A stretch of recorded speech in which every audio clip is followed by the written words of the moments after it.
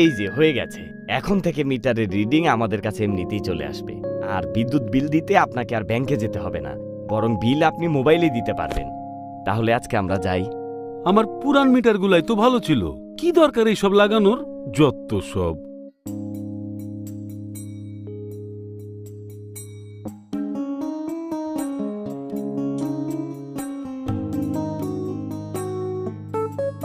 Good news, দেখলো smart মিটারে সবকিছু ডিজিটাল। কতটুকু বিদ্যুৎ খরচ হচ্ছে আর কত টাকা বিল হচ্ছে সেটা এখানেই দেখা যায়। দাঁড়া, একটা টেস্ট করে আসি।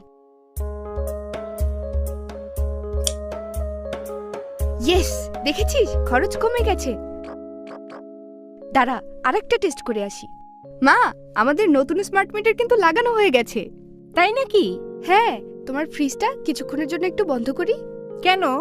স্মার্ট মিটারের ব্যাপারটা ভালো মতো বোঝার চেষ্টা করছি। 2 মিনিটের বেশি না কিন্তু। Thank you.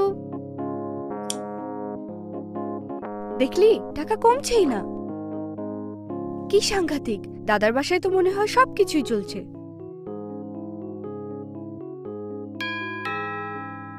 দাদা, তোমাদের তো অনেক বিদ্যুৎ খরচ হচ্ছে। তোমাদের কি ঘরের লাইট, ফ্যান, এসি সব চালানো? কই না তো, আয় তো দেখি।